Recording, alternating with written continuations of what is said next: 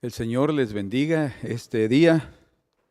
De nuevo estamos juntos para estudiar las Escrituras, conocer de ellas, amarlas y estar dispuestos en el corazón a oír lo que realmente el Señor tiene que decirnos a través de su palabra, no tratando de componerla a nuestra doctrina, a lo que nosotros queremos creer, sino estar abiertos realmente a la verdad. Por eso es que el Señor dice que los únicos que serán librados del espíritu de mentira que vendrá al final en los últimos tiempos serán aquellos que amen la verdad. Dice, por cuanto no amaron la verdad, Dios les envía un espíritu de mentira. Entonces necesitamos tener en nuestro corazón ese amor por la verdad, no importando que nuestras ideas y nuestras doctrinas sean avaladas, sean hasta derribadas, sino que podamos edificar conforme a lo que el Señor nos da, porque solo eso va a permanecer. Señor, te suplicamos en el nombre de Jesús que nos des un corazón dispuesto a oír. Tú has dicho, el que tiene oídos para oír, oiga lo que el Espíritu dice a las iglesias. Por tanto, estamos conscientes que no queremos ni hablar ni oír palabras humanas, sino aquellas que vienen de tu corazón, que van a venir a exhortarnos, a animarnos, Señor, a consolarnos y también a dirigirnos por el camino de tu voluntad. Señor, que en estos días podamos nosotros ser testigos de la gloriosa manifestación de tu Espíritu a través de tu iglesia, Señor. Que en medio de toda tribulación, en medio de toda prueba, permanezcamos fieles a ti, Señor. Te lo pedimos y agradecemos en el nombre precioso de Jesús. Amén. Bueno, hoy vamos a ver juntos sobre las pruebas que la iglesia, pruebas bíblicas, que la iglesia va a pasar la gran tribulación. Veremos también que hay algunos de esos versículos que tocaremos que son usados para mostrar lo contrario, que la iglesia no pasará la gran tribulación. Pero otra vez creo que la parte importante de nuestro corazón es estar abiertos a lo que la Escritura literalmente dice y a lo que el Espíritu también nos confirma en nuestro corazón. Entonces, algo que no debemos de olvidar nunca es que el pueblo de Dios del Antiguo Testamento es llamada también por Esteban en Hechos capítulo 7, es llamada la iglesia o eclesia, la congregación del desierto, o sea, la iglesia del desierto. Entonces, la iglesia es... Israel, la iglesia del Antiguo Testamento, es un ejemplo para la iglesia del Nuevo Testamento, donde claramente se nos muestra que no le fue impedido sufrir. De hecho, desde antes de que naciera el pueblo de Dios, ya estaba en su corazón un plan determinado para ellos sufrir. Eso debe ya decirnos mucho. ¿Cómo así? Bueno, desde que el Señor le habló a Abraham, Él le dijo, mira, tu descendencia va a heredar esta tierra, pero antes de heredarla, va a morar en tierra ajena y va a ser esclavizada y va a sufrir. O sea, está hablando le habló ahí de 400 años de un periodo de sufrimiento, de expiación, de purificación, de preparación, hasta que se formara un pueblo, entonces podría entrar y poseer la tierra. Que es lo que ustedes pueden ver entonces, es que en el propio corazón de Dios ya estaba como parte de su plan el hecho de que su pueblo tuviera que sufrir. En otras palabras, la doctrina que enseña que el sufrimiento es totalmente del diablo, es del diablo. ¿Me explico? Voy a repetir esa frase. La doctrina que enseña que todo el sufrimiento viene de Satanás, es de Satanás, esa doctrina. Porque según las Escrituras no estamos realmente, no está evidente completamente que sea solo el enemigo que trae sufrimiento y que Dios siempre está tratando de cuidar, de proteger a sus hijitos que no sufran. Todo lo contrario. Él va a permitir, y hay evidencias aquí y allá y por todos lados en la Escritura y en la historia de Israel y en la historia de la iglesia, que en ningún momento el Señor va a impedirle a su iglesia sufrir. De hecho, los antiguos, nuestros padres espirituales, reconocieron que eso era parte de la dignidad que nosotros necesitamos para entrar a los cielos. Imagínense, o sea, independientemente de nuestra salvación, y eso no genera un privilegio, no. Para nosotros el Señor lo manifiesta aquí. Es un privilegio tener que ser tomados, considerados dignos de sufrir por Él. Lo vamos a ver de aquí a poco. Pero bueno, ya nosotros anteriormente vimos si el pueblo de Israel cómo ha sufrido durante toda su historia, desde el inicio prácticamente de su historia. Y también la iglesia, al principio la iglesia primitiva, que es obviamente un resultado, un fruto, la unión del pueblo judío con el pueblo gentil, ambos convertidos al Señor. Ellos también fueron perseguidos, ¿sí? Como dice en Gálatas el apóstol Pablo, que los hijos nacidos según la carne perseguían a los hijos nacidos según la promesa o nacidos según el Espíritu, ¿verdad? Y eso es lo que vemos exactamente en esas dos alianzas.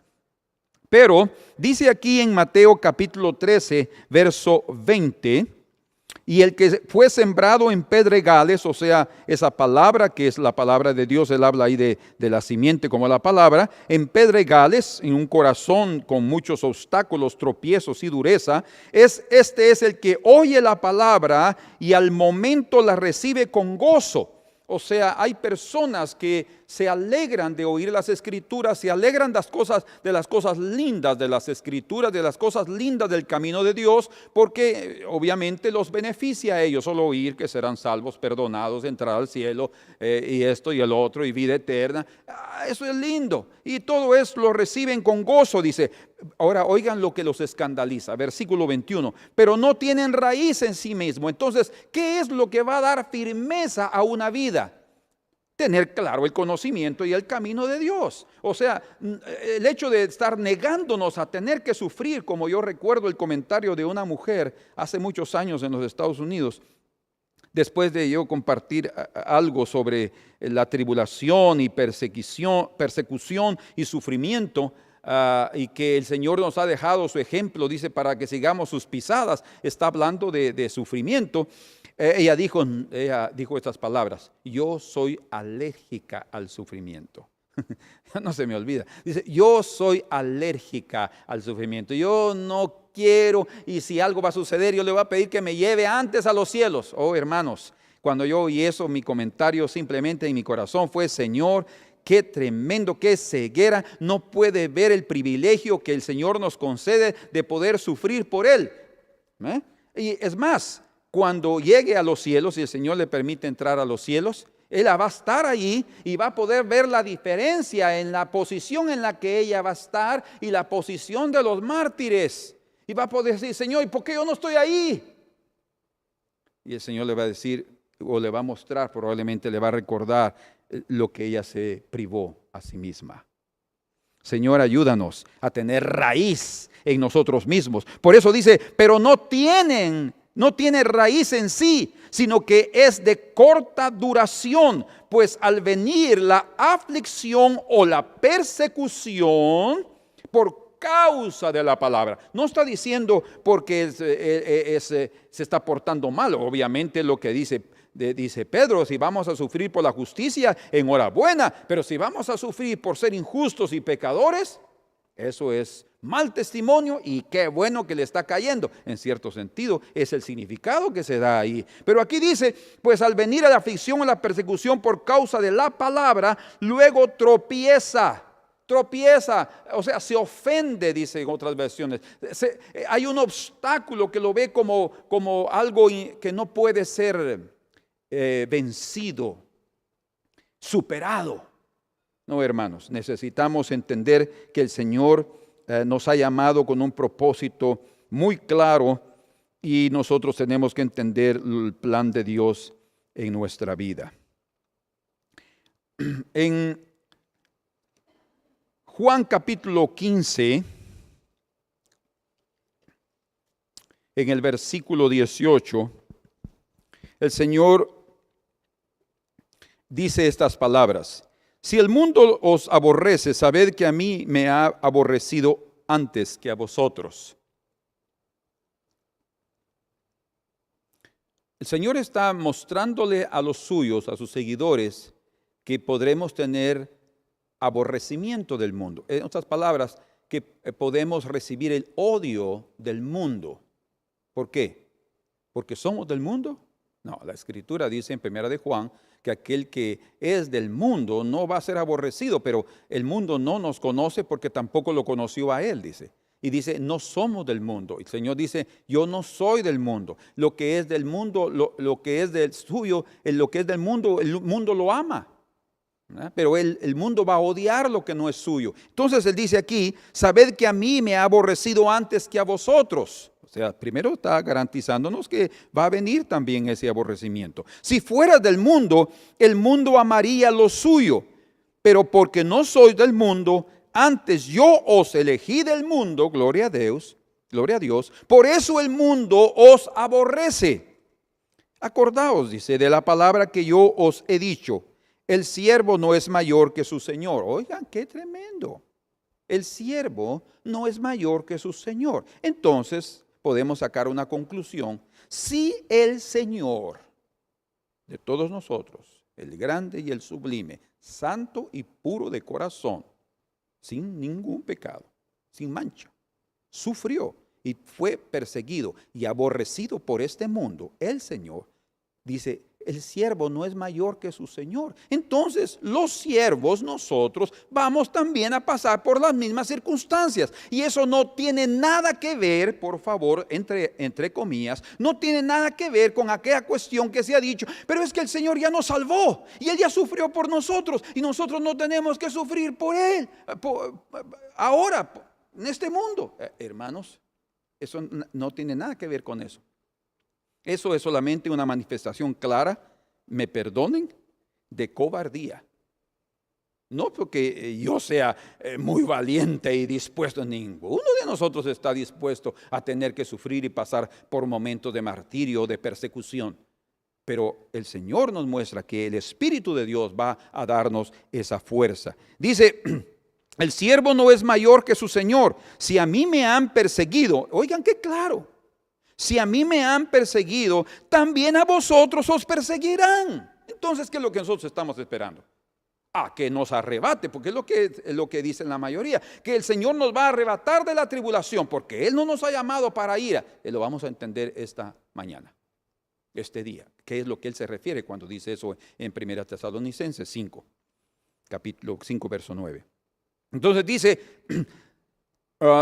si a mí me han perseguido el Señor, también a vosotros, los siervos, os perseguirán. Si han guardado mi palabra, los que oyeron la palabra de Jesús, también guardarán la vuestra, que es la de Jesús.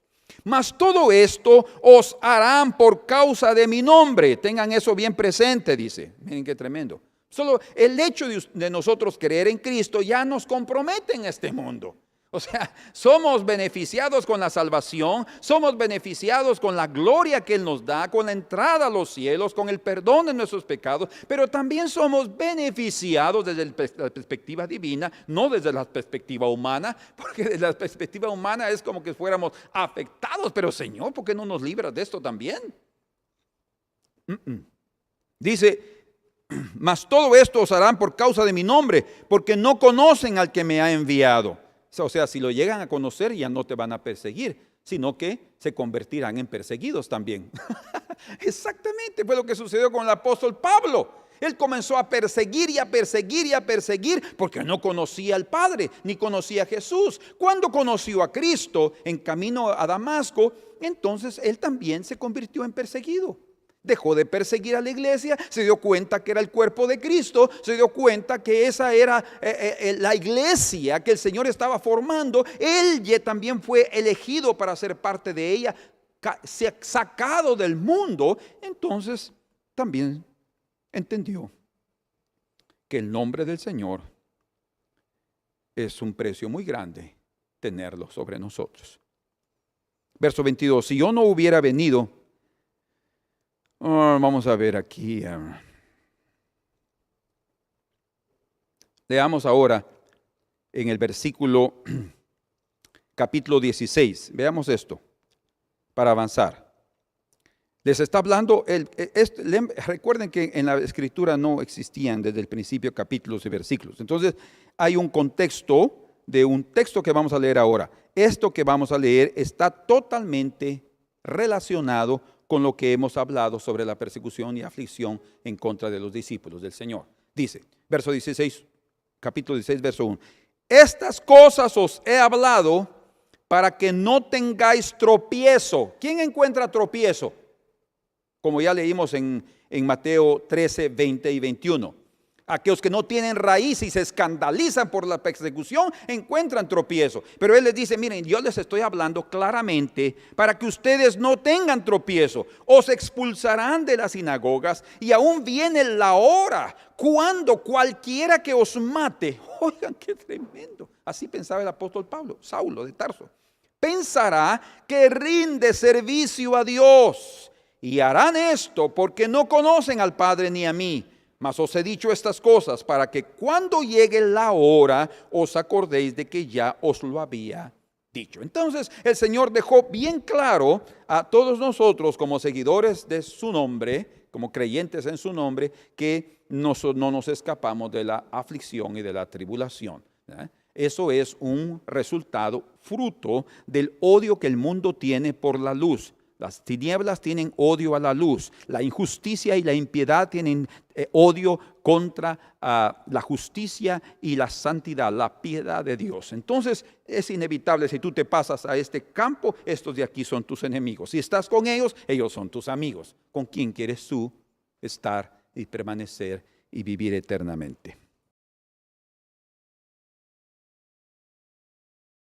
De hecho, podemos tener bien claro en las Escrituras que los que más sufren no son los impíos, sino los justos. Usted puede leer la Biblia y puede leer también el libro de los Salmos. Ahí está bien claro cómo los santos hombres de Dios, del pueblo de Dios, oraban al Señor, como en el Salmo 73, Asaf le está diciendo, Señor, por poco se resbalan mis pies cuando veo yo que el impío prospera, está gordo y no tiene pruebas y no pasa por tribulaciones, parafraseando lo que él decía. Dice, hasta que yo llegué al santuario de Dios, a tu presencia, a su presencia, y entonces comprendí el fin de ellos. Entonces dije, ay Señor, perdóname porque yo entiendo ahora cuáles son tus propósitos, fines eternos, como dice Jeremías, ¿verdad?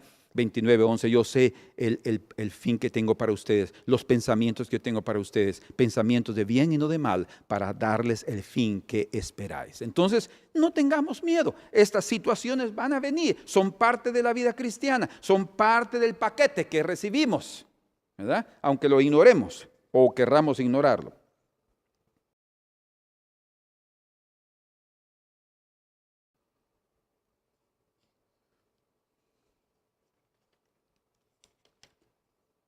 Vamos a 1 Tesalonicenses y veamos el primer versículo.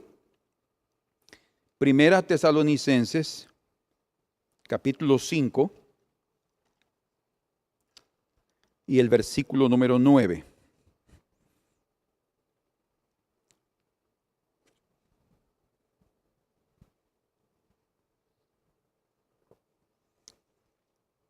Este es un versículo usado. Tal vez para una información teológica, existen diferentes teorías escatológicas en relación al arrebatamiento.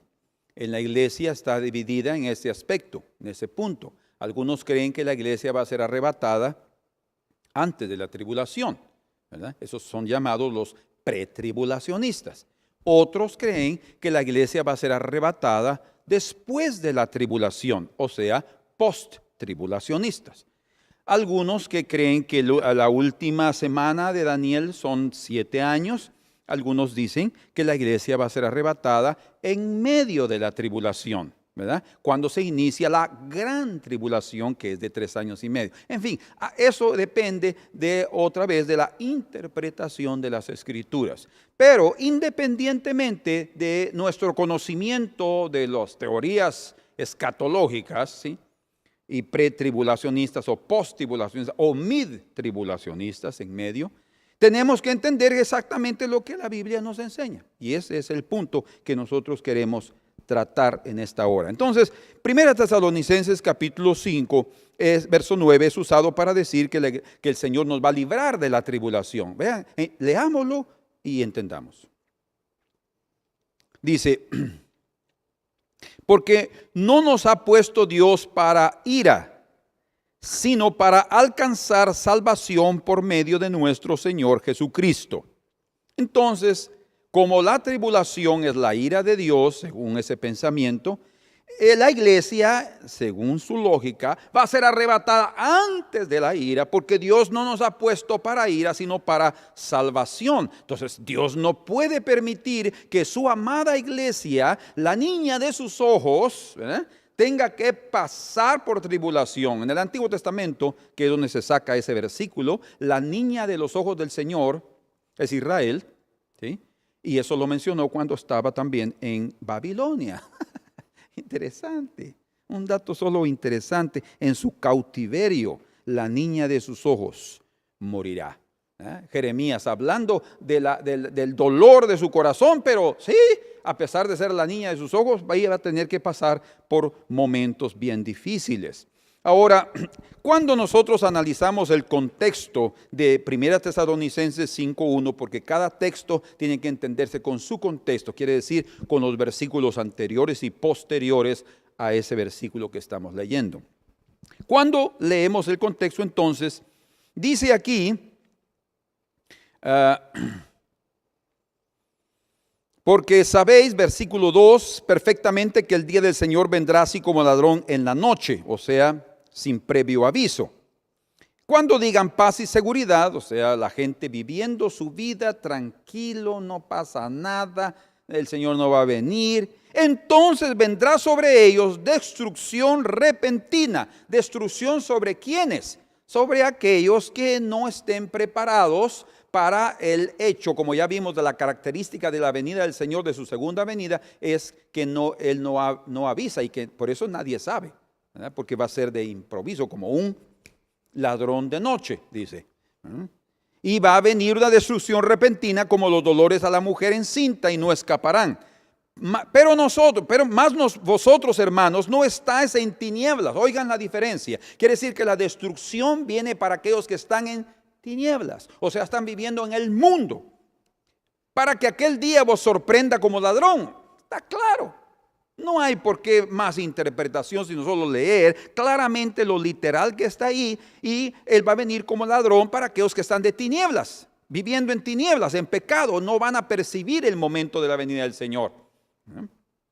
Por tanto, dice él, viene aquí el consejo y la exhortación del apóstol, dice, no durmamos como los demás, sino velemos y seamos sobrios. Ese será nuestro estudio de aquí al próximo, o después de ese. Dice, pues los que duermen de noche duermen, y los que se embriagan de noche se embriagan. Pero nosotros que somos del día, aquí están dos clases de personas: los que están viviendo de noche y los que están viviendo de día. Los que están en las tinieblas y los que están debajo de la luz. Los que están en pecado y los que han sido perdonados en el pecado. Y ese es un aspecto importantísimo para que entendamos sobre lo que es la ira de Dios y sobre quién se va a derramar la ira de Dios y qué es la ira de Dios. Porque son aspectos importantes para entender. Pero nosotros, verso 8, que somos del día, seamos sobrios, una vida correcta, habiéndonos vestido con la coraza de fe y de amor, y con la esperanza de salvación como yelmo, porque no nos ha puesto Dios para ira. Nosotros los que ya hemos creído, ¿entienden ahora el contexto? Nosotros los que ya hemos creído en el Señor, que vivimos en la luz, que ya fuimos perdonados y que no vivimos en injusticia, que no estamos viviendo en pecado, sino negándonos a nosotros mismos, nosotros no hemos sido destinados para ira, sino para salvación. ¿Sí? La ira viene sobre los que están en tinieblas. Verso 10, quien murió por nosotros para que ya sea que velemos o que durmamos, o sea que estemos vivos o muertos en Cristo, vivamos juntamente con Él. Por lo cual animaos unos a otros y edificaos unos a otros, así como lo hacéis. Bueno,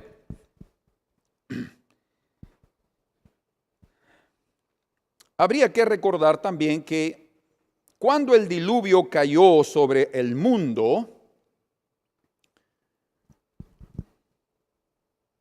Noé y su familia estaban en el mundo. Y el evento del diluvio es utilizado por Cristo en Mateo 24 para compararlo con su segunda venida. Dice, porque así como fue en los días de Noé, así será también en los días del Hijo del Hombre, en su venida. Entonces hay una comparación. Y en el día de Noé cayó el juicio de Dios, o sea, la ira de Dios cayó sobre la humanidad, sobre todos los hombres, menos sobre Noé y su familia.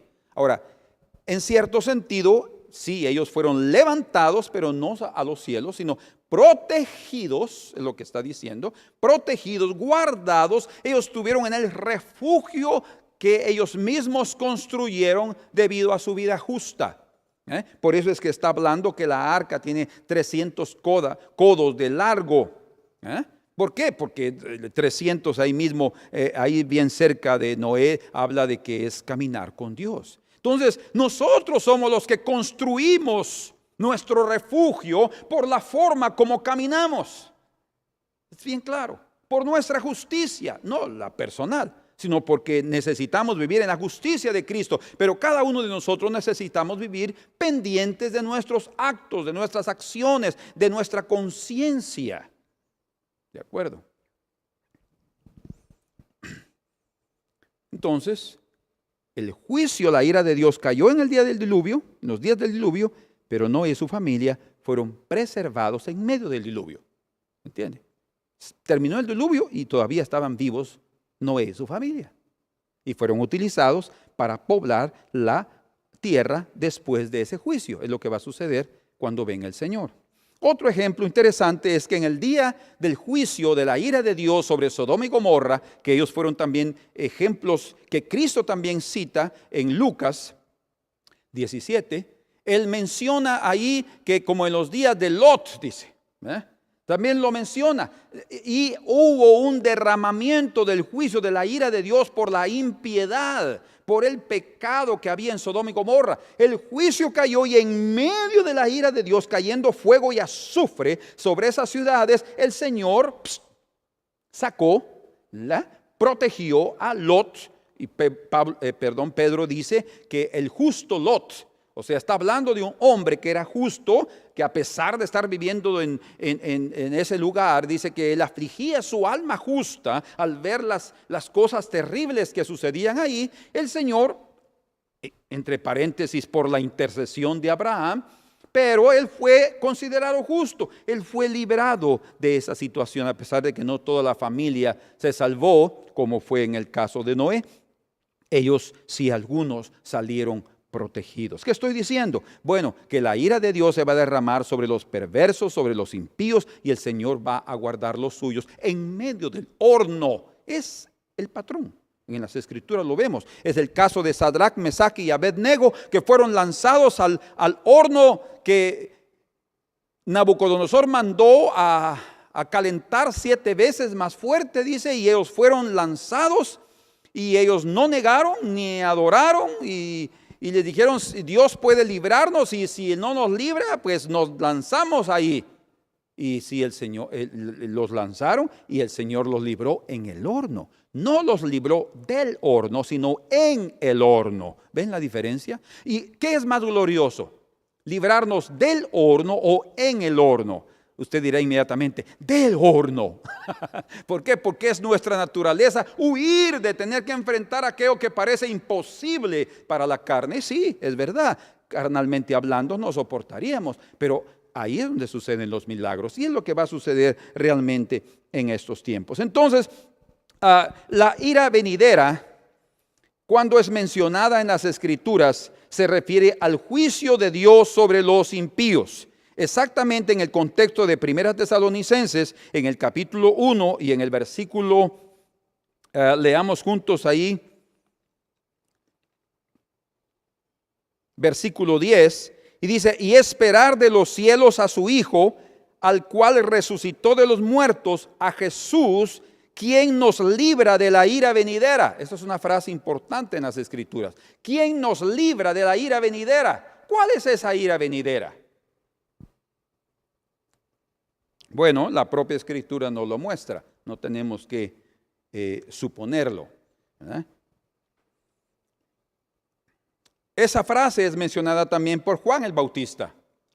Cuando él está bautizando en el Jordán, dice que llegaron fariseos a bautizarse y él les dijo en Mateo capítulo 3, verso 7, y les dice, raza de víboras. Imagínense qué palabra la de ese profeta. Con razón era un profeta. Raza de víboras, ¿quién os ha enseñado a huir de la ira venidera? ¿De qué estaba hablando Juan el Bautista? ¿De la ira venidera? Bueno, algunos dicen que es el infierno. Es muy probable que sea parte de la ira venidera. Pero vamos a ver en las Escrituras ahora que abarca más que eso. Abarca, la ira de Dios está clara aquí en la Biblia. Y el infierno también es parte de la ira venidera, porque ahí se va a pagar todo lo que los hombres impíos han hecho y cosecharán todo lo que ellos sembraron en esta tierra. Entonces, a los tesalonicenses, Pablo los estaba exhortando a no confundirse o a no equivocarse entre lo que es la aflicción y persecución, como ya vimos, estudiamos la palabra slipsis. Yo no sé si lo estudiamos ya con ustedes, pero es lo que dice en Mateo 24, verso 9, donde dice, entonces os entregarán para ser atormentados o perseguidos o atribulados. La palabra griega es slipsis. Y esa palabra slipsis es exactamente, como ya lo mencionamos, mega slipsis. En la Biblia, no griego, mega es gran o grande. Tribulación, la gran tribulación es la mega slipsis. Entonces, os entregarán para ser atribulados, dice. Entonces, Pablo está diciendo, miren, no confundan lo que es la slipsis con la palabra orge. Y esa palabra orge es el juicio de Dios sobre los impíos. Sobre los impíos. Eso es que da muy claro. En otras palabras, fe y sufrimiento son parte de la vida cristiana. ¿Está claro? Fe y sufrimiento son parte de la vida cristiana. ¿Cómo puedo mostrarles escrituralmente sin solamente una expresión que ustedes oyeron en este momento? Bueno, es muy sencillo. Vamos a Filipenses, capítulo 1 y versículo 29. Dice, porque a vosotros, oigan este versículo, porque a vosotros os es concedido. ¿Cuánto les gustan las cosas concedidas? Os es concedido a causa de Cristo, no solo que creáis en Él, o sea, es la fe, sino que también padezcáis por Él. Entonces, fe y sufrimiento son parte de la vida cristiana. O sea, nos es concedido no solo que creamos en Él, sino también nos es concedido el privilegio de sufrir por Él. Por eso también dice Pablo en Timoteo, si sufrimos con Él, también reinaremos con Él.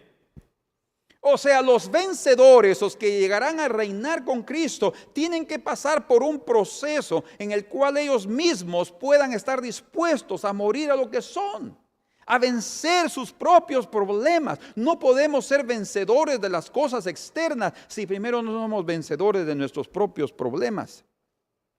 Otro versículo lo encontramos ahí mismo en Primera Tesalonicenses, en el capítulo 3 y en el versículo 3. Oiga, a fin de que nadie se inquiete por estas tribulaciones, slipsis, porque vosotros mismos sabéis que para esto estamos puestos. O sea, ay, Señor, entonces eso está muy claro. Entonces quiere decir que si yo creo, ¿puedo llegar a ser perseguido? Claro. Eso es claro en las Escrituras, evidente. Dice, porque para esto estamos puestos. Y es lo que Pedro dice, para que sigamos sus pisadas. Ejemplo Él nos dio en el sufrimiento, para que nosotros también sigamos sus pisadas.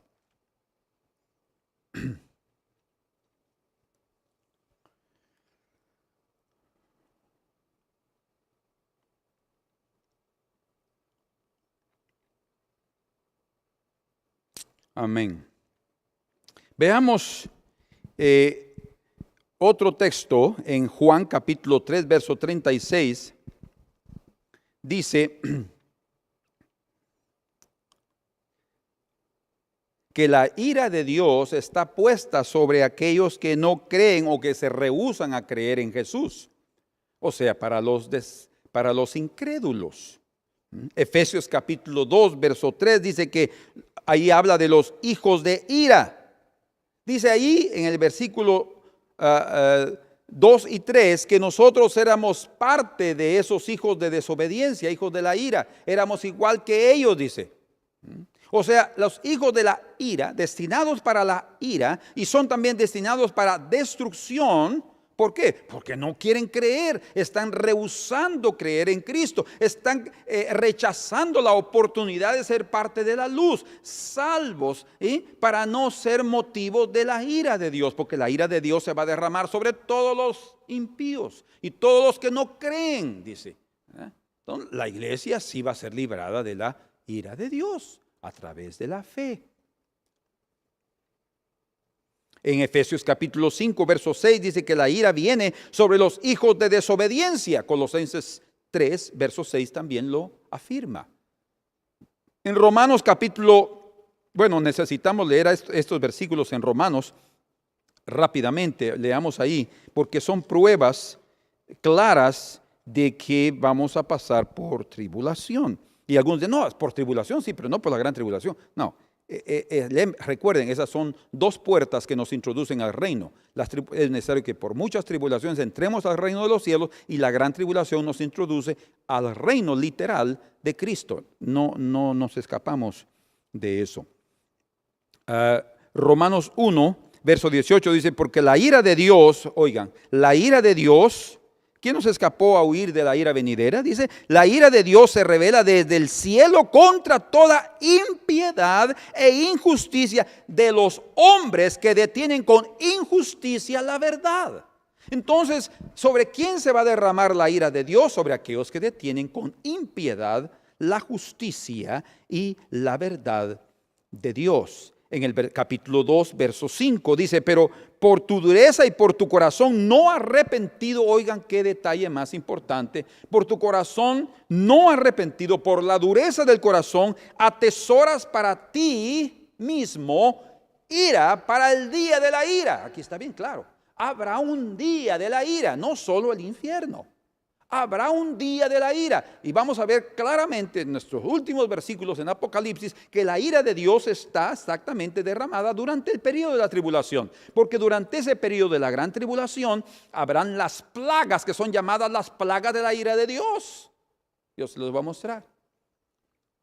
Entonces, aquí dice,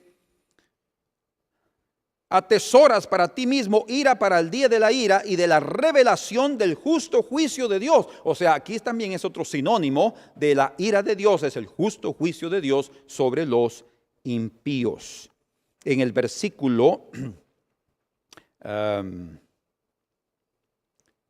8 dice, pero ira y enojo, verso 7, vida eterna a los que, perseverando en bien hacer, buscan gloria y honra e inmortalidad, vida eterna.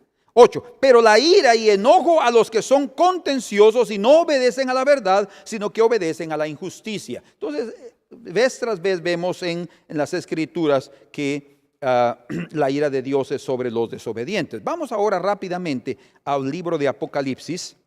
Corramos, hermanos. Apresúrense a abrir sus Biblias. capítulo 6 y versículo 15, dice, y los reyes de la tierra, está hablando de los grandes, dice, de los ricos, de los capitanes, de los poderosos y todo siervo y todo libre, se escondieron en las cuevas y entre las peñas de los montes y decían a los montes y a las peñas, caed sobre nosotros y escondednos del rostro de aquel que está sentado sobre el trono y de la ira del Cordero, porque el gran día de su ira ha llegado y ¿quién podrá sostenerse en pie? Ningún impío va a poder sostenerse en pie. Ellos mismos, dice aquí, van a decir, caed sobre nosotros, montes, escondednos. Será un día terrible. Es el día de la ira de Dios. Otra vez, el infierno es parte de la ira de Dios. Allá abajo, después de la muerte. Pero la ira de Dios va a derramarse en vida sobre todos aquellos que no han querido aceptar. Y durante todo este tiempo de gracia el Señor ha estado hablando, utilizando a sus siervos, los profetas, anunciando la palabra del Señor. Y la gente rechazando, no quieren nada, quieren vivir, dicen paz y seguridad, no hay nada, sigamos adelante. La ira de Dios se va a derramar sobre ellos.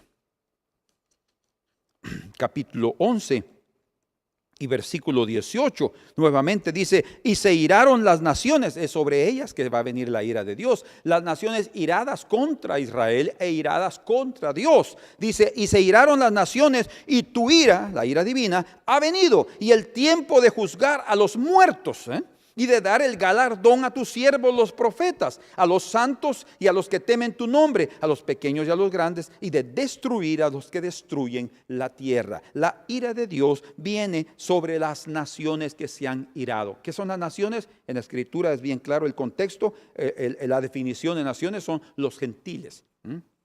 Cuando llegue también dice la Escritura en Lucas, cuando el tiempo de los gentiles termine, y el Señor está dando un tiempo de arrepentimiento para que ellos se conviertan, los gentiles. Cuando entre el número de ellos, la ira de Dios se va a derramar sobre aquellos que no quisieron absolutamente nada con el Señor. Capítulo 14 y versículo 9 dice, y el tercer ángel lo siguió diciendo a gran voz, si alguno adora a la bestia y a su imagen y recibe la marca en su frente o en su mano, él también beberá el vino de la ira de Dios. ¿Cómo escaparán de la ira venidera? La ira de Dios va a derramarse sobre el trono de la bestia y sobre todos aquellos que adoran a la bestia. O sea, los que se someten a ese sistema mundial de la bestia que será establecido en esta tierra y que ya está en su estructuración prácticamente, es evidente. La ira de Dios se derrama no sobre la iglesia. ¿Entienden? Así como Noé. La ira de Dios derramando sobre los impíos y ellos siendo guardados y protegidos. Y cuanto más ira, más serán levantados y protegidos por el Señor.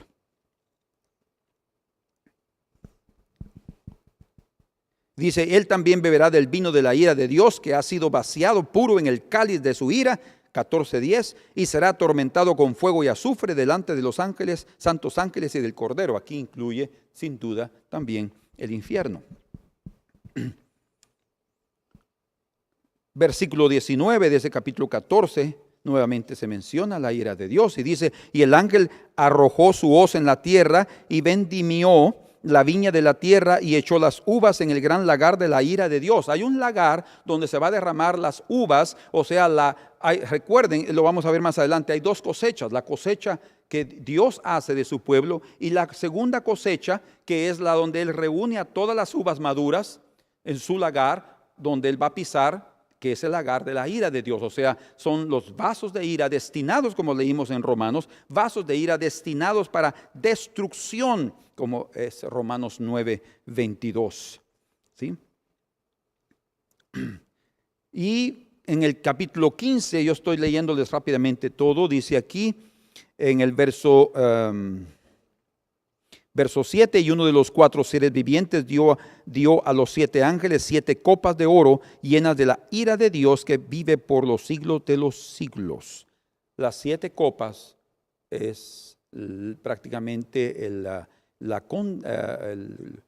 comprimido donde está toda la ira de Dios derramada sobre esta tierra. Esas esas plagas van a caer sobre los malvados, sobre la bestia y el trono de la bestia.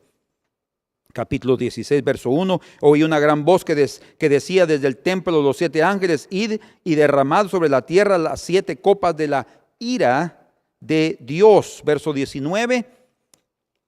Y la gran ciudad fue dividida en 3 partes, y las ciudades de las naciones cayeron, y la gran Babilonia vino en memoria delante de Dios para darle el cáliz del vino del ardor de su ira. Y por último, en el capítulo 19, hablando de la venida del Señor, dice en el versículo 15, de su boca, de Jesús, del verbo de Dios, sale una espada aguda para herir con ella a las naciones, y las regirá con vara de hierro, y él pisa, es Cristo, él pisa el lagar que leímos en el capítulo 14, el lagar del vino del furor y de la ira del Dios Todopoderoso. Hay un día de la ira. Por eso el Señor les dice a través a la raza de víboras: ¿quién os ha enseñado a huir de la ira venidera? ¿Quién os ha enseñado a huir? O sea, sí hay una ira, hay un tiempo de ira, hay un tiempo de juicio de Dios sobre esta tierra, pero otra vez, dice, como ya leímos en 1 Tesalonicenses 5:9, para que tengamos bien presente en qué contexto nos encontramos. No se olviden de esto, por favor. Porque no nos ha puesto Dios para ira, sino para alcanzar salvación por medio de nuestro Señor Jesucristo. Nosotros ya hemos alcanzado salvación por medio de nuestro Señor Jesucristo. Y la mayor garantía que podemos tener es mantenernos en ese camino y debajo de su cobertura hasta el final. ¿Sí? Y eso nos garantiza la cobertura, la protección contra la ira de Dios derramándose sobre los impíos de esta tierra. Amén.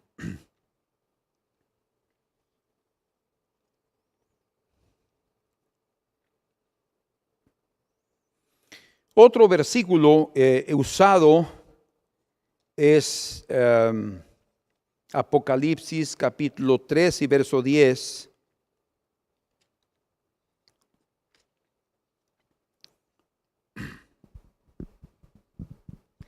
Dice: por cuanto has guardado la palabra de mi paciencia, yo también te guardaré de la hora de la prueba que ha de venir sobre el mundo entero, para probar a los que moran sobre la tierra. Por cuanto has guardado la palabra de mi paciencia, yo también te guardaré de la hora de la prueba que ha de venir sobre el mundo entero, para probar a los que moran sobre la tierra. ¿Cómo? ¿Llevándoselos? Es lo que se pretende decir. ¿Llevándolos o protegiéndolos en medio del fuego? Si queremos otra vez mantenernos en el camino del patrón de Dios, como Él se mueve, es en medio del fuego que el Señor va a librar a los suyos. Pero en el contexto que vemos esta palabra dada a la iglesia de Filadelfia, es interesante que en el versículo número 8 el Señor le dice a la iglesia de Filadelfia, que oyó también el versículo 10, dice: yo conozco tus obras, he aquí, he puesto delante de ti una puerta abierta, la cual nadie puede cerrar. Porque aunque tienes poca fuerza, qué interesante, has guardado mi palabra. Fíjense, has guardado mi palabra y no has negado mi nombre. Aquí hay 2 cosas interesantes. Has guardado mi palabra y no has negado mi nombre. ¿Cómo es que Él puede guardar su palabra? Bueno, no solo en la bonanza, principalmente en medio de persecución, en medio de las luchas, en medio de las pruebas. Es ahí donde nosotros vamos a manifestarle al Señor nuestra fidelidad, ¿sí? Y no vamos a negar su nombre, porque es como lo que sucedió con Pedro. Él negó al Señor cuando él fue presionado, cuando vio que su vida estaba en peligro, y él prefirió guardar su pellejo que mantener la fidelidad al Señor. Pero el Señor quiere, como Pedro se arrepintió y después estaba dispuesto a dar su vida, y después fue uno de los mártires del Señor. Entonces es lo que el Señor está diciendo de esta iglesia de Filadelfia, que ha guardado la palabra de su paciencia. Ahora díganme ustedes, ¿cómo es que podemos realmente guardar su palabra y pasar por la prueba con victoria si no pasamos por un momento difícil de tribulación o de persecución. Es como decía una persona, una hermana, dijo, el aprobado será aprobado. ¿Entiende? Alguien que es aprobado, en español se entiende claramente lo que es una persona aprobada. Cuando pasa un examen se dice aprobado. Los profesores dicen aprobado. Pero la frase es muy clara. El aprobado será aprobado. O sea, nunca va a ser aprobado si no es probado primero. ¿Entiende? Si no pasa por una prueba, pues nadie va a decir, ese fue aprobado. ¿Por qué? Pasó por una prueba y la venció. Están aprobados todos. ¿Cómo? No importa, yo les voy a hacer el favor. No, Dios no hace eso. Dios no nos va a hacer el favor. Ni tampoco nos va a pasar la clave del examen para que nosotros lo hagamos fácilmente. De ninguna manera. Él no actúa de esa forma porque Él no hace acepción de personas, ni toma por inocente al culpable. Entonces, vamos a tener que ser probados. El Señor le promete a esa iglesia que así como ha guardado su palabra, la palabra de su paciencia, y oigan qué es lo que la Escritura dice en Romanos capítulo 5 y versículo 3, ahí exactamente nos dice cómo es que nosotros conseguimos adquirir paciencia. Algunos ya lo saben. Dice ahí, verso 3, y no solo esto, sino que también nos gloriamos en las tribulaciones. Eso es tremendo, ¿no es? Solo verdaderos creyentes pueden decir eso. Nos gloriamos en las tribulaciones. ¿Por qué? Porque hay un entendimiento, hay un conocimiento. Sabiendo que la tribulación produce paciencia. Y la paciencia prueba. No es posible manifestar paciencia si no hay prueba. No es posible producir paciencia sin tribulación. Por tanto, cuando le está diciendo el Señor a la iglesia de Filadelfia, por cuanto has guardado la palabra de mi paciencia, está diciendo, ustedes pasaron por la prueba, pasaron por la tribulación, y yo, dice, los he guardado, los voy a guardar de la hora de prueba que viene sobre el mundo. Otra vez, en medio del fuego, Él nos va a guardar, porque es más glorioso salvar a su pueblo en medio del fuego que librarlos de ese lugar. Cuando los malos estén siendo atribulados, Dios guardará a los suyos con seguridad, como el caso de Sadrach, Mesach y Abednego en el horno de fuego. Si este versículo 10, capítulo 3:10 de Apocalipsis significa que el Señor los va a sacar de la tierra, como algunos pretenden decir, hablando de ser arrebatados antes de la tribulación, si eso significa eso, entonces creo que tenemos problemas con el siguiente versículo. Porque el versículo 11, que es el contexto inmediato de ese verso, dice, he aquí, yo vengo pronto. Y les dice, retén lo que tienes para que ninguno tome tu corona. ¿Por qué les dice eso el Señor? Le está diciendo que los va a guardar de la hora de prueba que viene, pero luego les dice, he aquí yo vengo pronto.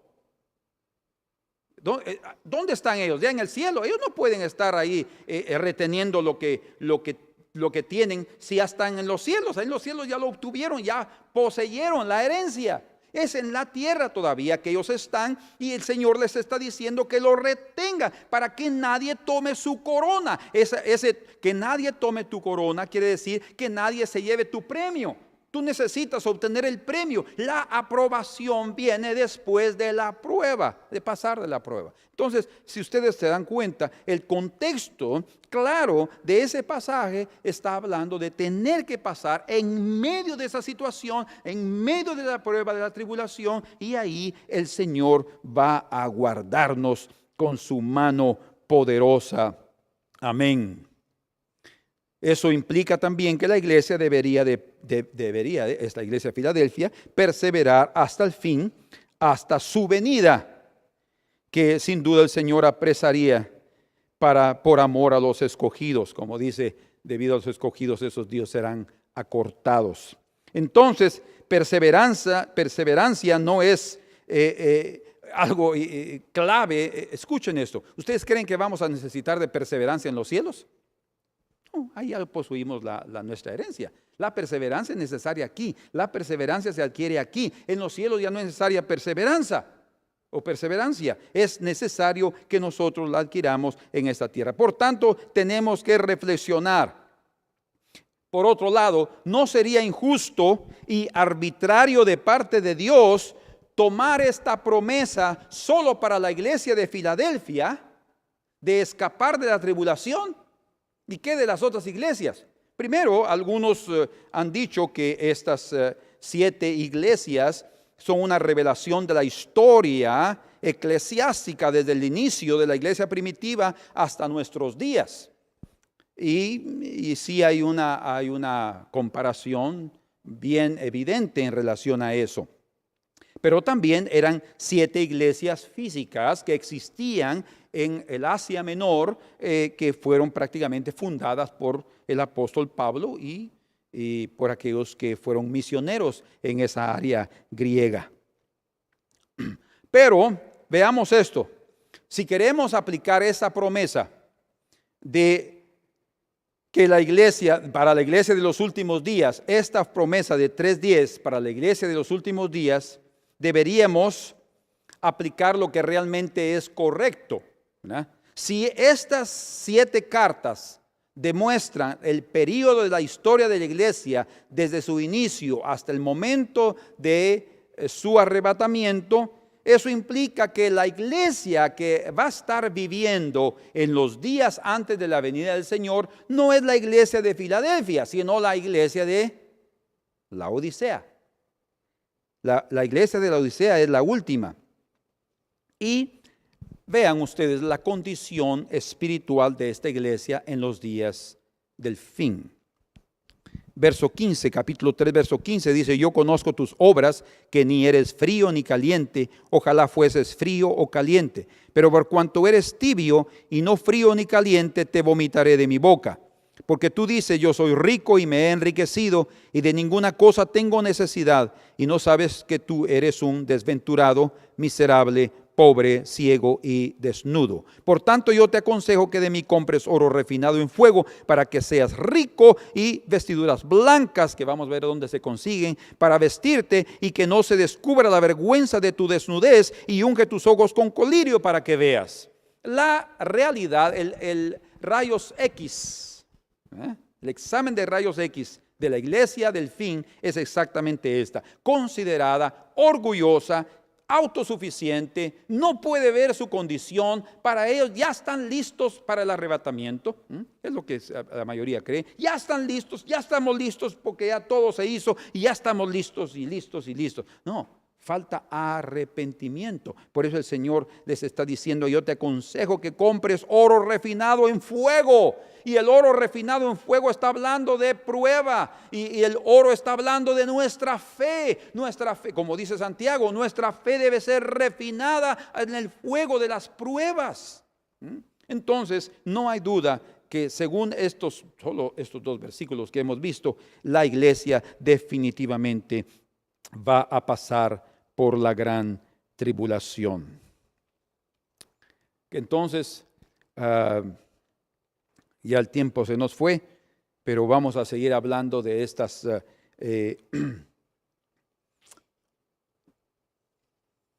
claves o de estos versículos que nos muestran que son evidencia que la iglesia sí definitivamente pasará por la gran tribulación. Oremos al Señor. Señor,